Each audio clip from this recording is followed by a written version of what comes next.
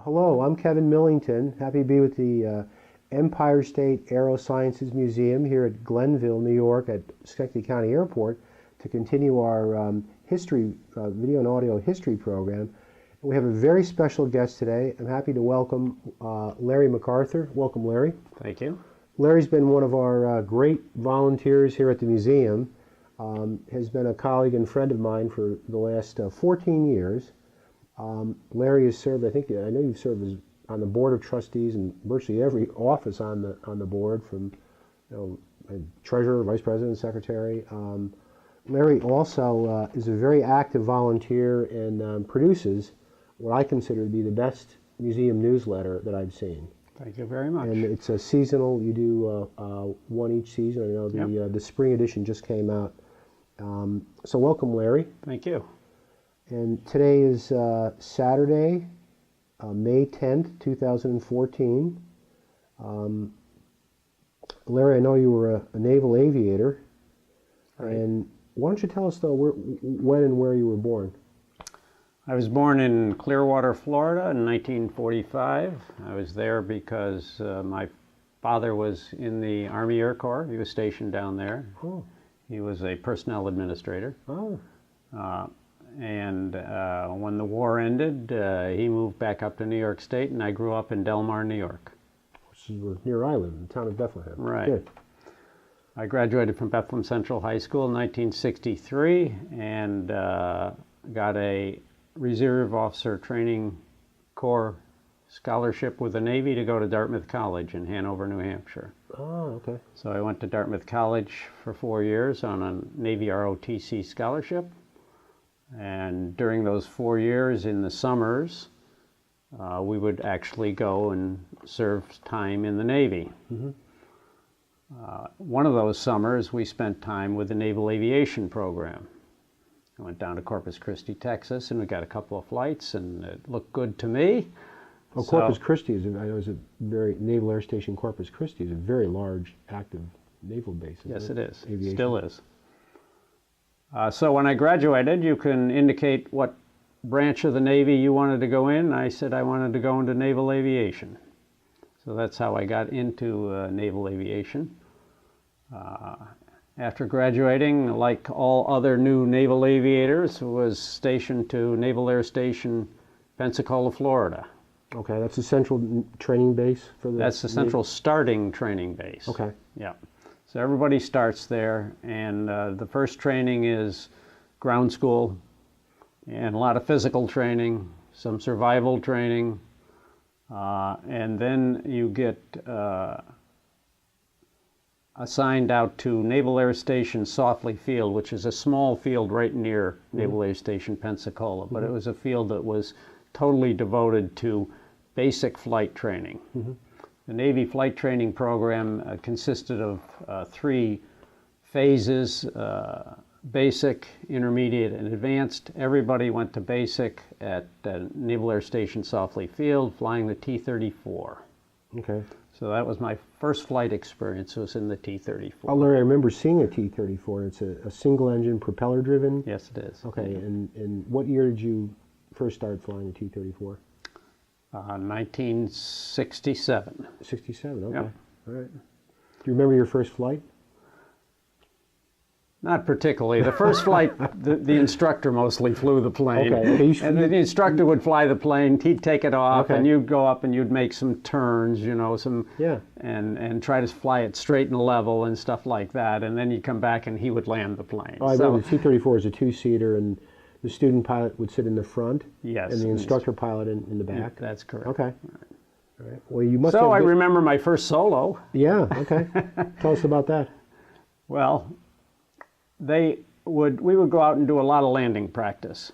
And they actually had even smaller fields than NAS Softley Field to do landing practice on. They were not manned fields, they were just strips kind of out in the country. So your first solo is you go out with your instructor, do a number of practice landings at the field, then he gets out and you go up and you go around and do one landing, and he gets back in, and then you fly back home.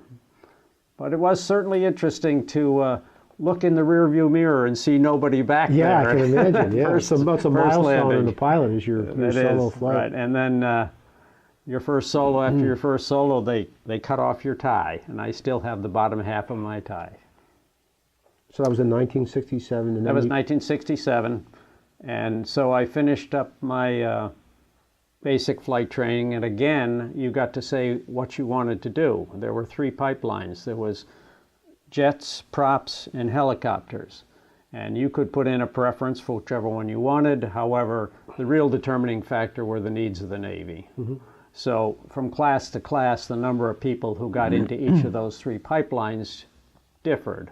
But I asked for jets, and I got into the jet pipeline. So that was great as far as I was concerned. Well, I would think that 1967 was a period when there was a great demand for naval pilots, particularly combat pilots with, right. with the war, the Vietnam War raging.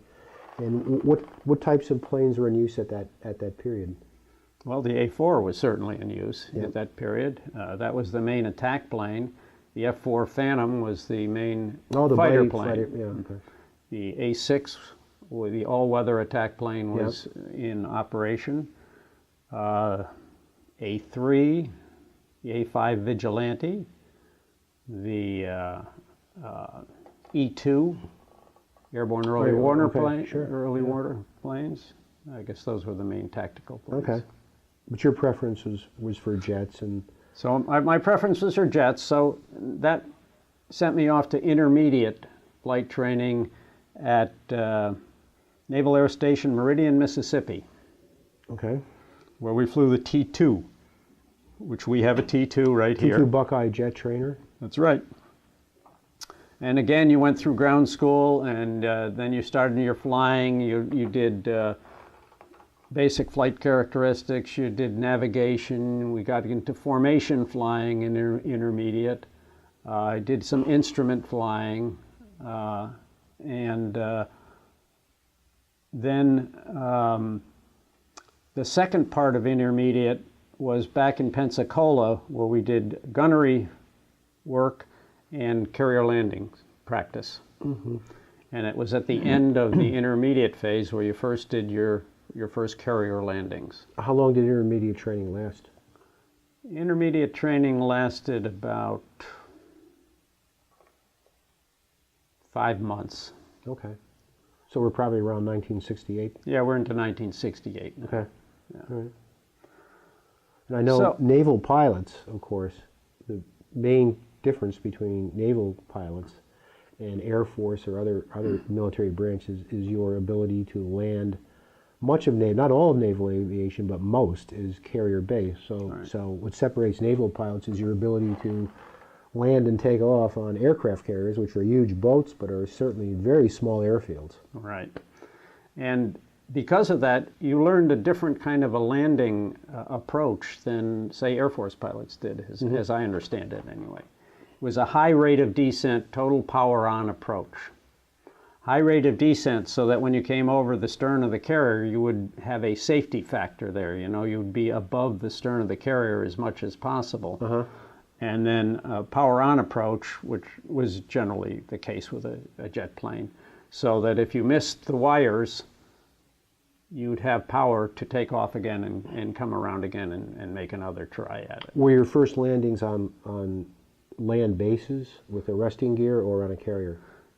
We did a lot of what was called field carrier landing practice, which was just going around and flying the pattern just like you would at the ship, coming down, touching down, and taking off again. So no, you didn't get arrested. You didn't have the arresting cable there. You were just practicing landing. So the first arrested landing was actually on the carrier.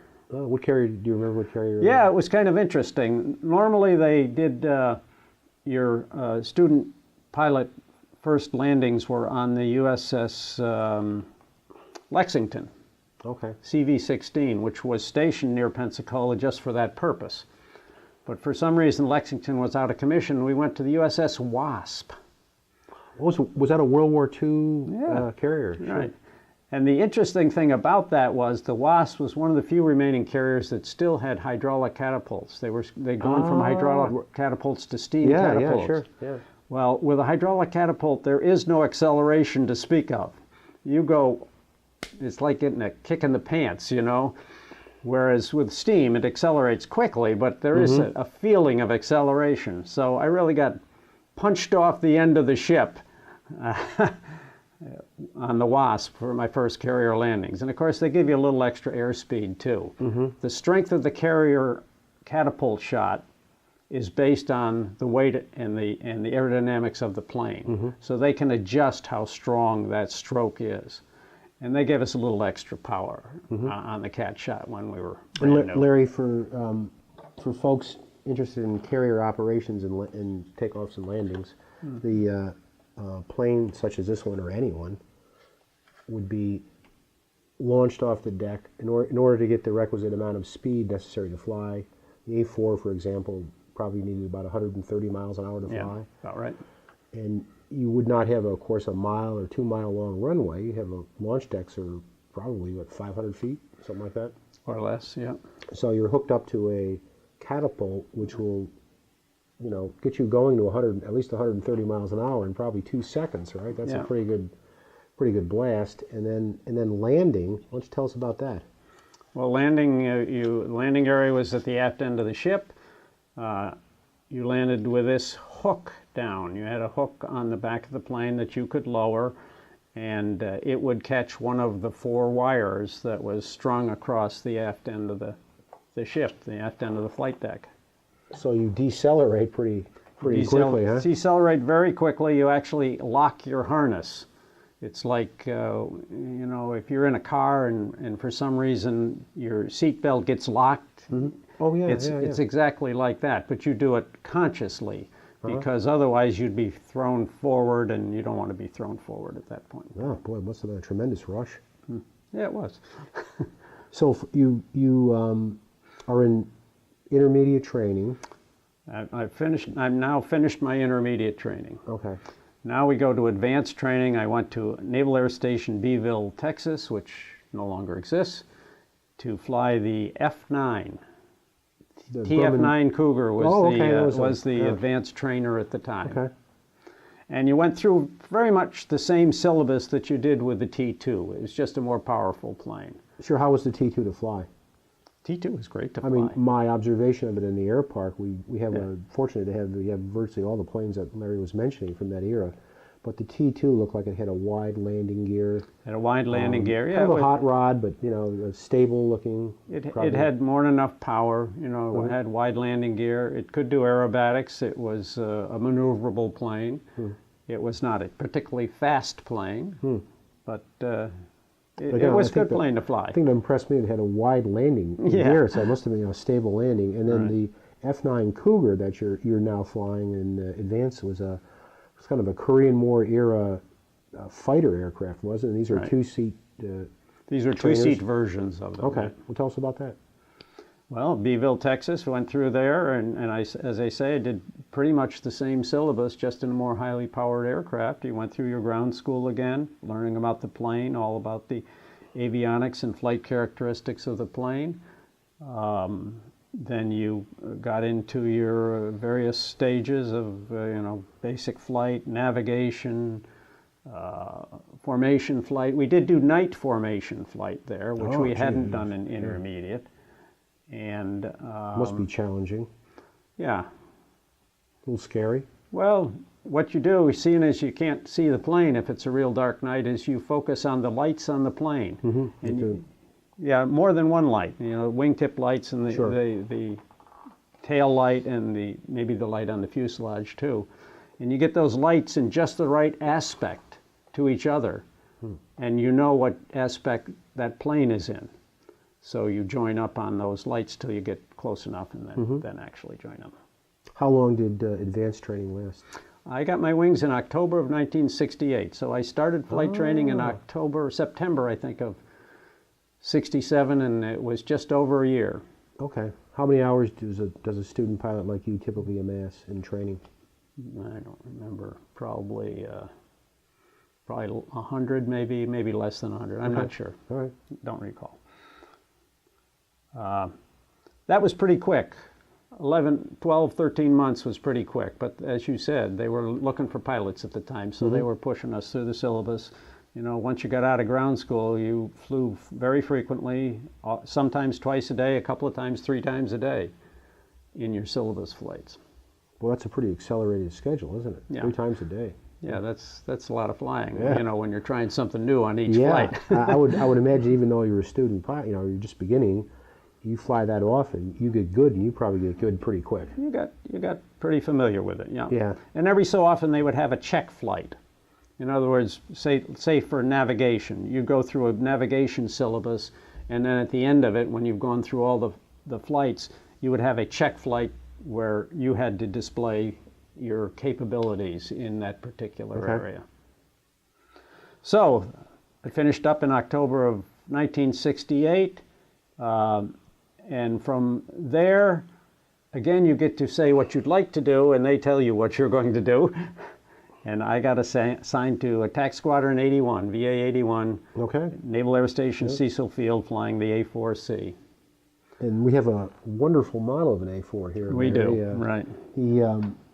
Larry, I recall from history, and the A4 was the most prolifically built jet Navy attack bomber. I think probably several thousand were manufactured by Douglas.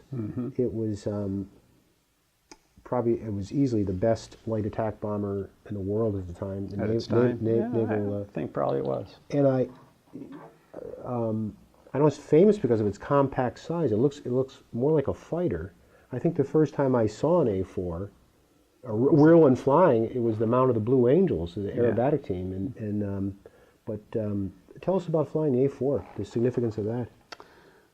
Well, before actually going to Attack Squadron 81, you go through a replacement air group where you learn how to fly the plane that squadron flies. So I went to the replacement air group in Cecil Field, Florida, near Jacksonville, Naval Air Station, Cecil Field, Florida, and learned how to fly the A4 and went through a similar syllabus that I'd gone through before. You know, more formation flying, more weapons delivery, and night carrier qualifications. It's the first time I landed at night. And that makes you pay attention to what you're doing. So you did not do this in training? Not night carrier landings in training. Okay. You only did night carrier landings when you got to this stage. So I finished that syllabus and was assigned to VA 81. The way that the system was supposed to work was you went through your replacement air group, you got assigned to the squadron right after it had come back from a deployment. So you had about 6 months with the squadron to get yourself up to speed before it went back out on the ship. Well, that didn't happen with me. I got assigned to VA 81 and they were already on deployment. In fact, they had just left. So they flew me over to Naples, Italy, and I boarded the ship in Naples, Italy. So I boarded the ship at their absolute first port of their cruise, and I got to get myself comfortable while I was aboard ship. What carrier were you That was on? the USS John F. Kennedy. It was the first cruise of the John F. Kennedy, 1969. Oh, Yeah. I was on the John F. Kennedy once, Larry. Oh, yeah. In the mid-90s, known as the Big John, I remember. It was a huge, it was 1,000 feet long, probably had an air wing of 65 planes. Yeah. And it was at Fleet Week in New York City. Oh, yeah. And it was just a wonderful experience to go. I know it had 16 decks. And then, of course, the A4 Skyhawk then was one of the premier attack planes. Primary mission was attack. Yes. So it wasn't a fighter, it was a light bomber. Right. But tell us about flying that. So we had a cruise in the Mediterranean Sea for the rest of 1969.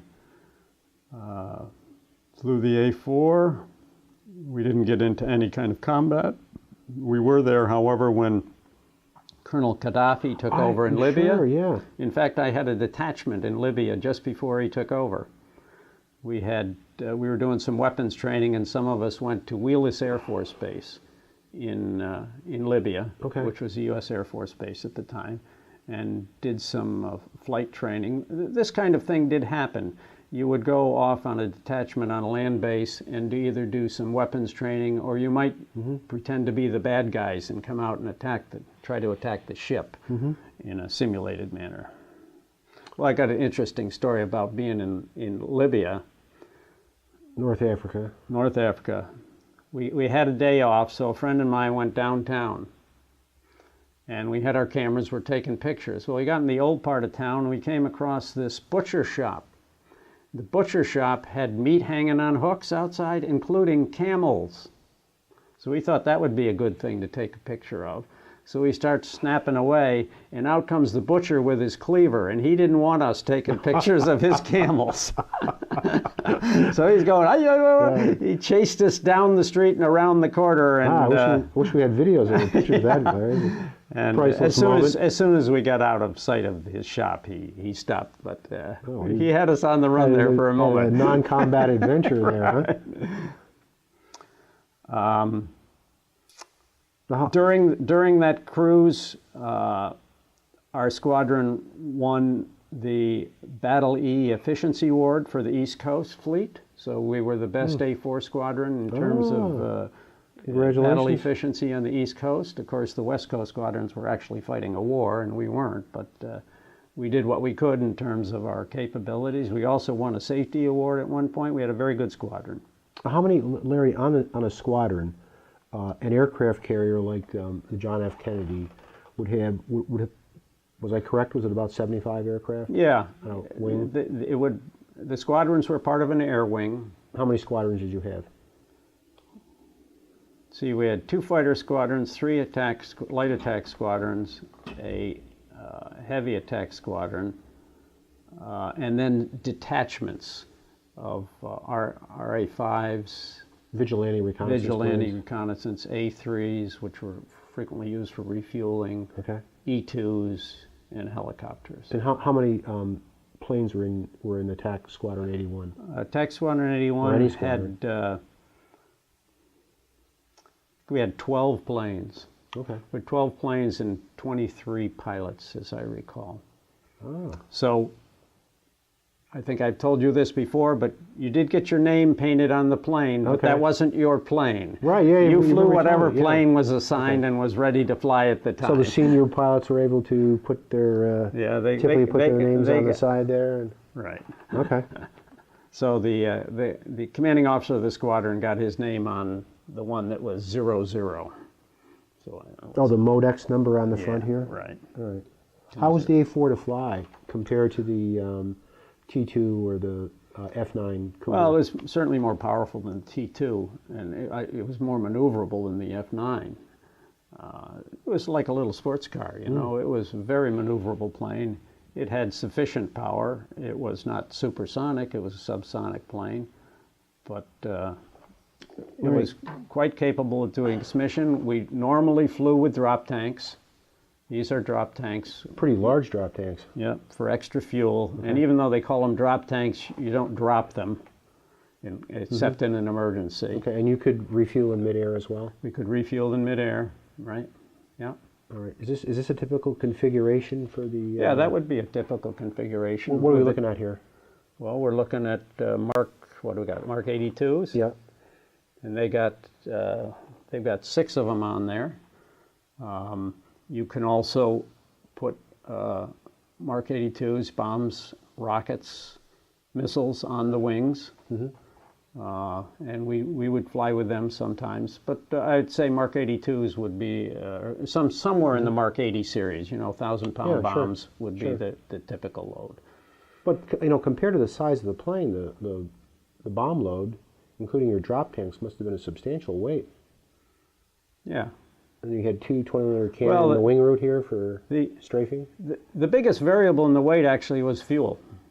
You know, you'd fill up to start off the flight, and one of the things that you had to do when you pre-flighted the plane on the flight deck before going flying was right on the nose wheel door, write down your weight, the weight of your plane, with a grease pencil. So that meant it was up to you to tell the catapult officer who read that how much power he should put in the catapult. Oh, sure, right, because I would assume that if the catapult had too much power, it would rip the landing gear off. Yeah, If it it had could. too little, it wouldn't get you flying. So Right. the catapult power for an A4 could be quite different from, say, a Vigilante or an F4. Absolutely, Okay. right. And it was up to you to give the catapult crew the right amount, and that's the way you did it. Mm-hmm. So let's hear about a typical. I've always, I think people are fascinated with naval aviation in particular, just landing and taking off. But tell us your feelings on takeoff. All right. Well, let me go through what I would call cyclical ops, which is mostly what we did. Mm-hmm. You'd get scheduled for a flight with maybe one, or if it's a section flight, you'd be flying just 2 people. If it's a division flight, you'd be flying 4 people, 4 planes. And they give you takeoff time and what your mission is for the flight. So you go down ahead of time to the ready room and brief the flight and get yourself dressed up in your flight gear, go up to the flight deck, find your plane, pre-flight your plane, and get in it. And then they would start it up, and now you're under control of the flight deck personnel who would taxi you up to the catapult. So the plane is fueled and armed at this time? Yes, it's all fueled and armed at this Okay. point. Yep. You're taxied up to one of the catapults. The Kennedy had 4 catapults, 2 waist catapults and 2 bow catapults. You could use any one of them, really, whichever one that they felt they wanted to assign you to. But you had the ability, the carrier had the ability to launch 4 aircraft pretty quickly. Yes, it could do that. Okay. Yep. The carrier would turn into the wind. That was one of the nice things about a carrier landing, was you didn't have to worry too much about crosswind landings because the carrier could turn into the wind. That was an important fact that you taught me that I didn't know, is that the takeoffs, in addition to having, of course, the catapult to get the plane off, the other factor that was needed was you had to be flying to pretty good. You had to try to get about Good 30 wind over knots, the desk. 30 Deck. knots over the deck, and that helped the plane take off too. Again, the Right. challenge is to get the plane off on a relatively short distance. Right. Okay. So you taxi up to the catapult. They'd raise the jet blast deflector behind you, so that when you went to full power, it wouldn't be rolling people down the deck behind it. It'll direct the jet blast up. Hook you up to the catapult, take tension on the catapult. You would make sure that your instruments looked okay, wipe out your cockpit with your stick to make sure all your flight controls looked okay. And when you were ready, you looked down to a flight deck officer and you saluted him. And that was his signal, your signal to him that you were ready to go. And he'd return the salute and touch the deck. And then somebody over on the side would push a button and off you'd go. And off you'd go. Now, if you weren't ready, and this happened to me only once, he was supposed to come out in front of the plane before you put your power back, because you didn't want to be going off that catapult with your power at idle. You were at full Maximum power. power, sure, You were yeah. at full power and you were being held back. And in fact, you weren't even holding onto the stick. You put your elbow right into your side and opened your hand, and the stick would come back into it, and then you grab it on the flight. So it was, to a certain extent, it was a hands-off takeoff. Anyway, the one time when I said I wasn't ready was because I had this anti-G suit. I think I've shown it to you. Yes, these yeah. suit with bladders in the legs and the belly. And what it would do is, if you were pulling G's and the blood was rushing down from your head, it would these bladders would inflate and keep the blood up in your head so you wouldn't pass out. But it wasn't supposed to work unless you were pulling these G's. Well, for some reason, it was working right there on the catapult. I wasn't doing anything. And it was squeezing your me. G-suit inflated? Yeah. And I said, I'm not going like this. So I wouldn't salute. And of course, he didn't want to come out in front of a loaded catapult with a plane on it. But finally he did. And I pulled back on my power, and I unhooked my G-suit and deflated it. And then I went. It was probably actually very stressful, not only for yourself. It was stressful for both of us. Well, yeah, for a deck operator to get in front of a fully loaded jet about to Right. take off, and geez, Right. that'd ruin your day. That would ruin your day. But Larry, that's a good point that you mentioned about the G Suit. But one of the great things that Larry does is support our education programs here at the museum. And one of our very best, which I sure hope you continue, Thank you. is Larry frequently gives demonstrations of all the flight gear he wore, which is pretty extensive. I know you have a jumpsuit and a survival vest, torso and harness, the survival G, vest. the G suit that. And again, Larry, the G suit is for the centrifugal forces of heavy maneuvering, where you could, like a 5G turn. You can actually pull so hard that you'll black yourself out. Yeah, because if you weigh 200 pounds and you're doing a 5G turn, you're about 1,000 pounds, and then the blood drains from your head, and pretty soon you have G-induced loss of consciousness. Did that ever occur when you were Yes. flying? Oh, tell us about that. What is Well, the feeling? if you, the feeling is that your eyesight just kind of narrows. Your field of vision narrows and kind of goes gray. Because the blood is draining from your head. Okay. So if you just let off on the stick, on the G's, you'll come right back. What happened if you didn't? I think presumably you could pass out, but then you would let off on the G's, and I think you'd come right back. Or it could, again, ruin your day. It could ruin your if you day. passed out. Okay. So you salute. The catapult officer salutes you back. You take off. He shoots the catapult. You go off. In good weather and daytime, you did a clearing turn, just a gentle turn after you get off the catapult. And the purpose of that was to keep your jet wash out of the way of the next plane that was going to take off. Then you fly out. Normally, you'll fly out to a certain distance from the ship, say 10 miles, and a certain altitude and a certain radial, which is a certain direction from the ship, and you'd find your other planes, because you didn't get launched all at once. You had to go out and join up. And then formate with other... Get in your formation, go out and do your mission, and then when you came back on a good weather day, you would stack up over the ship. Each squadron would have its own altitude. So the first planes to land, which were normally the Phantoms, because they had less endurance in terms of fuel, they get the lower altitude. So you'd get a bunch of Phantoms circulating at 3,000 feet, another at 4,000 feet, and then maybe our squadron might be at 5,000 feet. You get in this circle, you find the group that's below you in the circle, and you get on get behind and above them, so that when you come into the actual landing pattern, you'll have the right spacing. The leader leads you down. You fly up the starboard side of the ship, right side of the ship, in a right echelon formation. So 1, 2, 3, 4.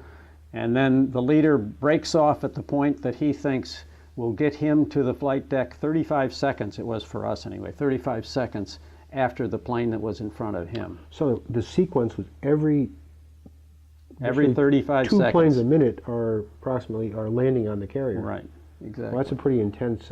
Yeah, it's pretty quick, intense. and people were serious about trying to keep that interval. You wanted to get that landing operation done as quick as possible.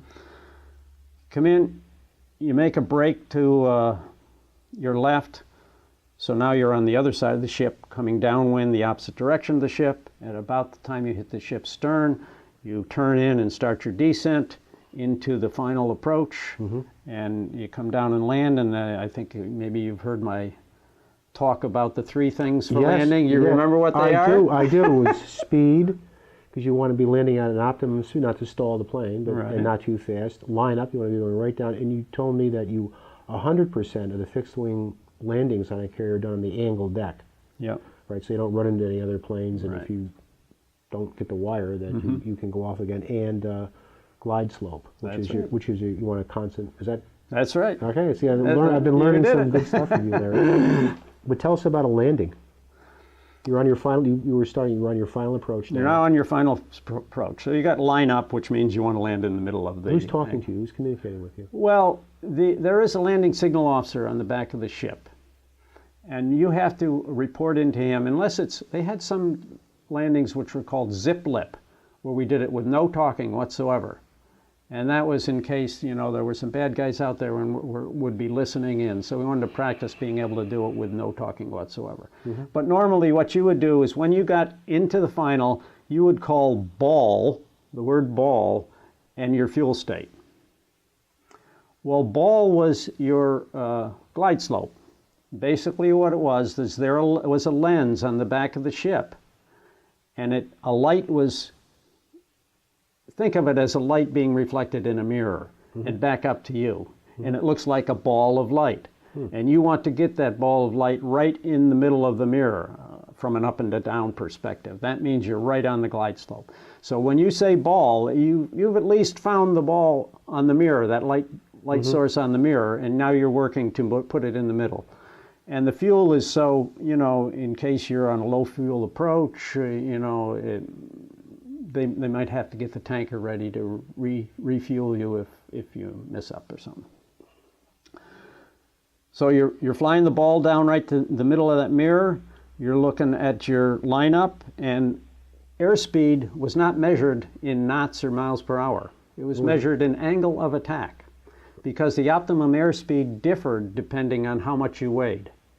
And this instrument on the plane, called an angle of attack indicator, would identify for you the proper airspeed for your weight. Okay. So you come in, power on the whole way. The first thing you do when you touch down was? Go to full throttle. Go to full power in case you missed the wire. So as you were saying, Larry, the landings, which were, I would guess, my observation, I've never flown on a carrier, but on a takeoff, you're along for the ride, kind of.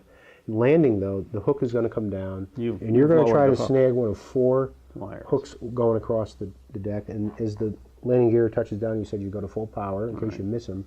And the hook will hold you even at full power. Uh-huh. Once you feel the tension, you can let off on the full power. Somebody comes out and untangles the hook or adjusts the hook if need be. Mostly it just falls off when you raise the... And you got to taxi out of the landing area pretty quick, you know, because there's somebody 35 seconds behind you. Right, yeah. So, and the optimum wire was the 3-wire. Right. All your landings, you told me, were graded, and all the landings were graded. Okay. Right. You could get OK underline, OK with parentheses, a no grade, or a cut. OK underline was a perfect pass. I have to say I never got one. They were rare. That would be a 3-wire? Well, no, you could get a 3-wire a lot of times not getting OK. Oh, okay. Underline. I got mostly 3 wires. Perfect. But so an OK meant, I mean, you were just perfect the whole way, you know. An OK underline was. An OK would mean, well, you know, you might have been off a little in one of those 3 aspects, but not very far off, and you corrected for it well out there, and you came in, and it was a good pass. A fair pass, you might be off in 2 of the aspects or something, or you might be doing a correction a little bit later, you know, and that's a fair pass. It's still a safe pass. And the other 2 were not really safe passes. I would imagine that landing at night, landing in, as you told me, landing in a day condition with good weather is ideal, and landing at night in bad weather, when you don't maybe feel very good, and the plane might not be, you know, all the systems on the plane might be functioning well, could be very stressful. I felt quite comfortable and quite competent and confident landing during the day. Every night landing I worked hard at, every one. Tell us about your experience, or what was your most memorable landing?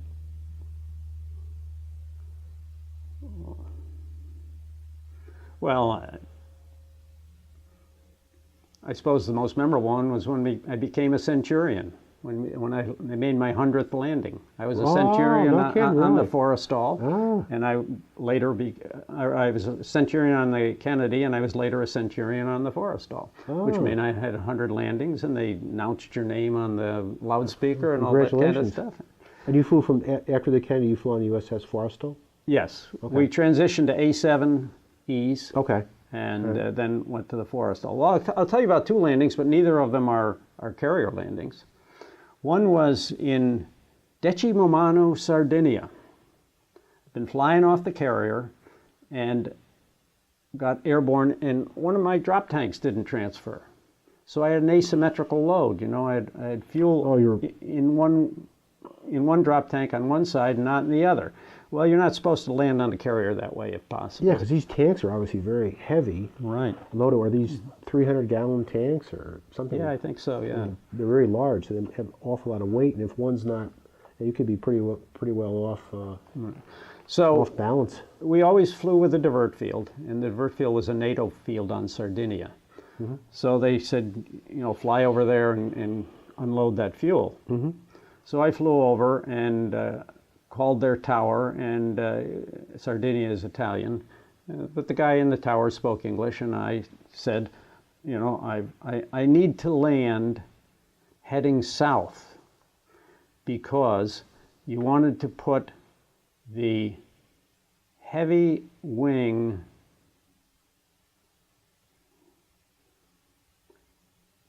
into the wind. There was a crosswind. Do you want to put the heavy wing into the wind? And he said, well, the active runway is heading north. So I came back to him. I said, no, I want to head south. I've got a problem here that requires me to head south. And he said, no, the active runway is north. So I declared an emergency. Once you declare an emergency, he pretty much has to do what you want to do. So I declare an emergency, I'm going to land toward the south. It's a stressful day. So I go in and I land okay and taxi over, and now I'm dealing with the fuel crew. And these guys did not speak English, and I didn't speak Italian. So I'm trying to get them to offload fuel from part of my plane and unload fuel to the other part of my plane, to the internal tank. I mean, ideally, Larry... And we did a lot of hand signals for that. The A4 and the A7 Corsair, and most jets, has a number of internal fuel tanks, maybe in the wings or the fuselage. Right. And then the system is, your fuel system transfers that as you use the fuel, transfers it to keep the plane balanced. It does it automatically. Yeah, right. In this case, you're having a problem, and they're having to manually do this? I tried to manually do it, and I couldn't do it manually either. So I got on the ground, and I actually had the fuel crew try to actually just suck it out of this fuel tank that wouldn't transfer. Oh, geez. And then put it back into the main tank in the plane, which they eventually did. We had a little communications problem, but they eventually did, and I filled up the internal tank, which is enough fuel to get me back to the ship. This is 1969. Oh, okay. The other flight I like to talk about is the flight I took where I didn't have enough fuel to get where I was going when I took off, and I knew it. This was in 1973. I'd finished my time in VA-81, and I was now an instructor in A7Es at Naval Air Station Cecil Field in California. And during that time, the United States started a bombing campaign back over North Vietnam. If you may remember that war, they stopped bombing North Vietnam, and then they started up again. Operation Linebacker. And they were losing some planes. So they needed more planes over there, and we were the training squadron, so to speak, for A7. So they decided to take 4 planes from our squadron and to have 4 of us fly them over to the Philippines, where they could be put on board one of the carriers. So we started out by going down to Naval Air Station Miramar near San Francisco, or near Los Angeles, and planned our first leg of our flight was to Hawaii, but we didn't have enough fuel to get to Hawaii. So the plan was that a KC-130 tanker, flown by the Marine Corps, would take off about a half an hour before we did, and by the time we took off and caught up to it, we would have burned down enough fuel that we could then refuel and get ourselves to Hawaii. How many miles is it from Miramar to? 1,500 miles. Okay. So we did that. The KC-130 took off. We took off, and we did find it, although it was not good weather. He found a clear spot, and we found him in it, and then we started tanking. That's the only time I did refueling in the clouds. Which is disorienting, because when you're in the clouds, you want to fly on your instruments. You want to rely on your altimeter and your other flight instruments. But you can't do that when you're refueling. You got to be watching the refueling probe. Larry, when you're refueling, I know the tanker will be in front of the receiver and will reel out a hose with a basket on the end, Right. and the receiver with this on That's the right. A4 right here would fly into it. So That's right. I would imagine in dark weather, or windy, it would be difficult. Well, yes, it would be difficult and windy, but the thing that actually makes it move is the disruption of the air around the front of your plane. So you've got to go in at a good pace. You can't just inch your way in there because then it'll start moving. And you can't go too fast in, or you'll damage something. But you have to just get a steady stream relative movement into it. So we refueled in the clouds, and made it to Barbers Point in Hawaii. And then from there we hopscotched across the Pacific Ocean. We didn't have to refuel again, but we went to Wake Island, went to Guam, and then on to the Philippines, where we delivered our planes. Yeah, So that was the pretty long flight. that was my longest flight. Yep. And that was the only one that I took off on where I didn't have enough fuel to get where I was going. The A7 Corsair replaced the A4 and Navy light attack Yes, it squadron. did. Somewhat larger than the. Somewhat larger, could carry more weaponry. It wasn't that much faster, but it was more accurate. It had a computerized navigation system and a computerized weapons delivery system. I remember, Larry, at the time, the A7 was really this cutting edge. It was. It was the first, as I understand it, was the first Navy plane to have a heads-up display, which is now. I read that. They yeah. all have them, I think. Yeah, now. it was the first plane to have an inertial navigation system. Inertial navigation. A turbofan engine. Yep. We had And, turbo. and when you often do, when we're able to open up our cockpits of our jets outside, we do have an A7E, and you pointed out to me once when I got in there, it had the inertial navigation system featured a kind of a rolling map display. Yes. Instrumentation. Yep. So that must have been a Drove lot. a map. Yeah. So more capable. Maybe not More as capable, maneuverable, but it's yeah. an attack bomber. Maybe and- not as much fun to fly, but it was certainly more capable in its mission. Did you have a preference? Well, for fun of flying, the A4. Yeah. But for fun of for ability to carry out its mission, its attack mission, the A7 was better. When did your career as an aviator end? Career as an aviator ended in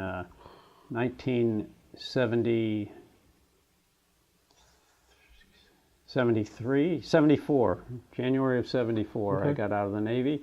I did go in the reserves and made a career in the reserves, but I didn't do any flying in the reserves. I had naval aviation administrative billets mostly. in the I know reserves. you also, when you conduct classes, you bring along your logbook, which documents all of your, in a very detailed way, of course, documents all of your landings and how many Yep. arrested carrier landings. 268, right? We counted them up. 200, right? Oh, that's 268, and I got a little over 1,400 hours.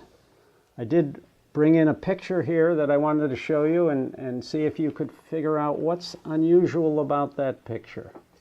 well. This seems to be a few years ago, Larry. Well, yes, it's a few years ago. It's me sitting in an A7 cockpit. Okay.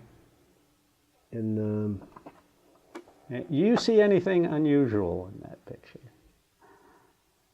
oh, you're wearing your glasses. I'm wearing glasses, right?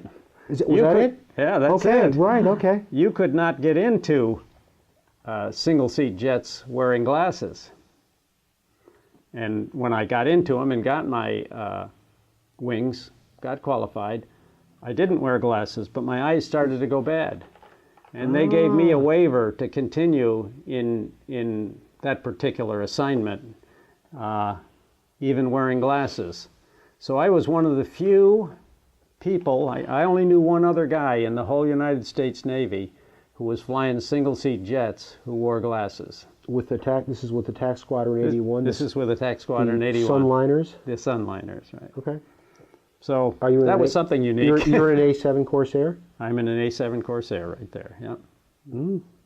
So I did wear glasses for a while, and actually when the waiver ran out, then they would not send me back to sea. They continued to let me fly A-7Es as an instructor pilot, but they wouldn't send me back to sea, and I would not have been able to have a normal career pattern. And that was one of the things that made me think about getting out. So your career as an aviator ended in 1974, Right. and you I know you also had a very responsible job with New York State government after that. I did. I worked Tell us about that. Well, I worked as a budget director and data management director for New York State Department of Social Services. I had a career with the state, and at the same time, I kept up my Navy Reserve career with the Navy and had some nice duties on that. So I made 2 cruises, one on the Forrestal, one on the Kennedy, both of them to the Mediterranean Sea. Served as an instructor pilot. And then when I got out, I stayed in the reserves and got promoted to the level of captain and retired as a captain. You told me that during your career you saw a very historic moment of the famous propeller-driven A-1 Skyraider, a legendary, kind of a heavier attack plane than the Skyhawk, but it was propeller-driven. And tell us about that. I saw the last launch of an A-1 from an aircraft carrier. It was on our first cruise. It was on the Kennedy. And we had some A-1s on there that had been converted to being electronic countermeasures planes. And they normally did a deck run, but seeing as this was going to be a ceremonial launch, they actually catapulted it off, and off it went for the last time from a carrier. Another good term that you've taught me in my, aviation knowledge here, a deck run is an unassisted takeoff on a carrier, which is kind of rare, but the A-1 is a propeller. Well, it wasn't so rare for propeller-driven planes. But the A-1 was one of the last propeller-driven attack planes, probably, and it had a great career. Right. I know in the Vietnam War it had a resurgence, and yes, it did. it was excellent for close air support, rugged. And you saw the last launch. So that's pretty good. Yeah. Well, how you've been with the museum? When did you become involved with the museum? I came involved with the museum in, I think, 2001. Oh, okay. Right after I retired, I was recruited by a guy who was on the board of directors at the time, Jim Edgar. Do you remember him? No, I don't. He's passed away since. That was, I think, the first year that I began volunteering as well. Yeah. Okay. And he was on the board of directors and he was a naval aviator too. And he encouraged me to come over here, and I've enjoyed it. I've been here ever since. As you said, I've been on the board. And I now do the newsletter, and I work with the curatorial staff and help out doing little presentations every once in a while. And more than help out. I'm pleased to participate in this oral history. Thank you, Larry. And I know it's a family affair, actually. Your wife, Dory, you live in Burnt Hills? Glenville. Or Glenville, okay.